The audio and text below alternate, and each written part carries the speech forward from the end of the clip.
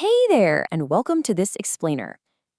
Before modern banks had all those towering glass skyscrapers, plastic credit cards, instant online transfers, or massive investment departments, there was actually a vast, incredibly sophisticated commercial world operating right at the heart of the medieval age. It financed trade across continents, moved money across huge empires, and kept governments afloat through times of both war and peace.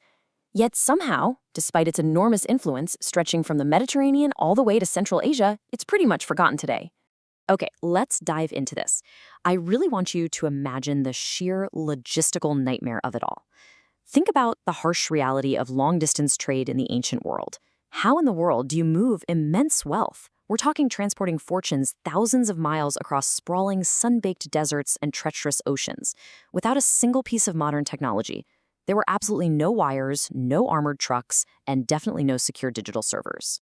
I mean, today, we rely entirely on these effortless modern tools. We've got skyscrapers housing thousands of bankers, the credit cards in our pockets, instant online transfers, and huge dedicated investment departments.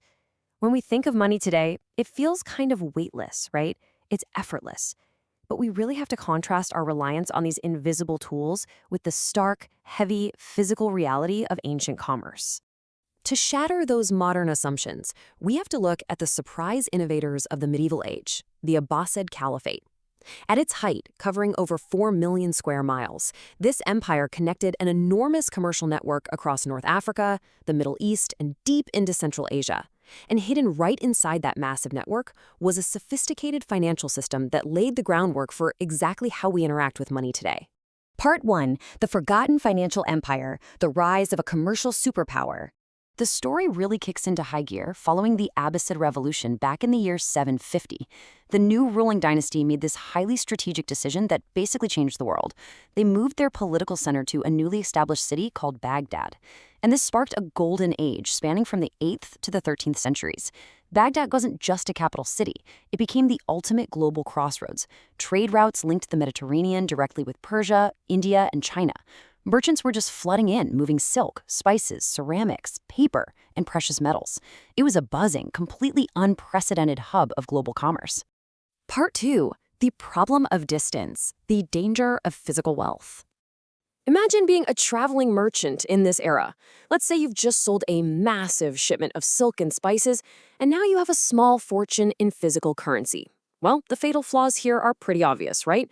A chest of silver coins is incredibly heavy. Plus, it vanishes forever if your ship happens to sink.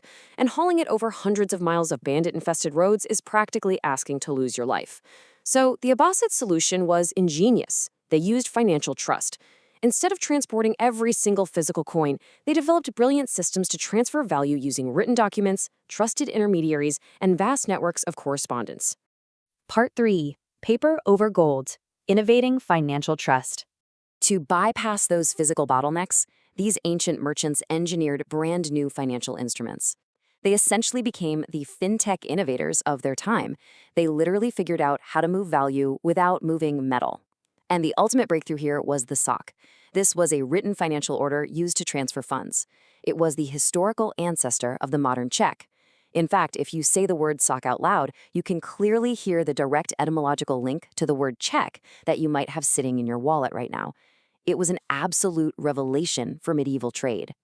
And this brilliantly illustrates another absolute game changer, the Hawala system. The process was simple but completely revolutionary. First, a merchant deposits money with an intermediary in their home city. Second, that intermediary sends a specialized message to a trusted counterpart in a distant city. Third, the recipient safely receives the equivalent value upon arrival. Absolutely no coins cross the desert.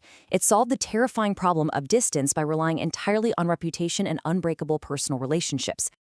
Part 4. Pooling capital and risk. Financing the medieval world. Now, moving money safely was one thing, but to actually fund these massive continent-spanning trade ventures in the first place, merchants had to navigate the strict rules of Islamic jurisprudence. Specifically, the prohibition of riba, which is charging predetermined interest. A modern perspective might assume that, well, without charging interest, high-stakes commerce would just grind to a halt. But far from it. This prohibition simply drove merchants and scholars to develop highly creative financial arrangements based around leasing, trade, and most importantly, profit-sharing contracts.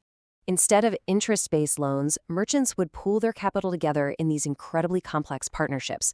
One person might provide the heavy funding, another brought the vital merchant expertise, and a third person might actually manage the grueling physical journey itself. By structuring deals this way, they perfectly distributed the risk and shared the profits based on clearly agreed upon terms. They were successfully undertaking massive projects they couldn't possibly finance on their own, which, if you think about it, is exactly the bedrock principle of modern corporate finance today. Part 5. The Economics of Empire, the feedback loop of wealth. So all of this financial innovation, the SOC, the Hawala, the risk-sharing partnerships, it didn't just enrich a few clever merchants. It fueled an unstoppable economic engine for the entire state. Step 1.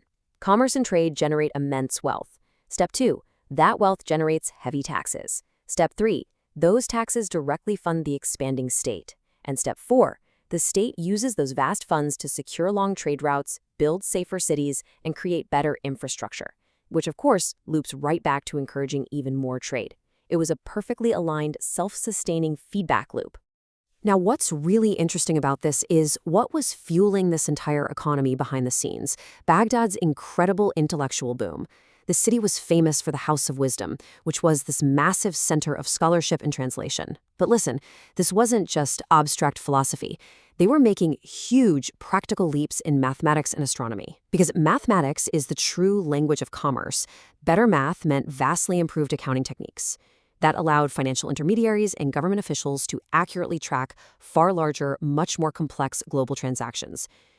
And underpinning all this precise calculation were the gold dinar and silver dirham. These currencies were so stable, so recognizable, and so widely trusted across the Islamic world that opposite coins have literally been found buried in Viking hoards all the way up in Scandinavia. Having standardized currency across vast areas made international trade infinitely easier, pricing goods simpler, and allowed the government to collect taxes seamlessly from the Mediterranean all the way to the borders of India. Part 6. The true currency is trust. From Baghdad to digital banking. Now, no empire lasts forever. In 1258, the Mongols under Hulagu Khan brutally captured Baghdad, which effectively shattered the Abbasid political system. But, and this is key, their financial technology survived. It draws a direct, unbroken line straight to today's digital banking. The techniques developed across the Islamic world continue to travel with merchants, heavily influencing the commercial innovation of the European Renaissance. Today, a banknote is valuable because we trust others will accept it. A check works because we trust the issuing bank. Digital payments rely entirely on network trust. Business loans exist because someone trusts the borrower is going to repay it. The technology radically changes, for sure, but the underlying challenge remains exactly the same. So the crucial point here is that trust converts promises into economic value. Whether a medieval merchant was using a paper sack to move gold across a treacherous desert, or you're instantly tapping your phone today to split a dinner bill with a friend, finance is fundamentally, at its very core, about human trust. I want to leave you with this final, profound thought directly from our source material today. Money becomes far more powerful when it can move without moving.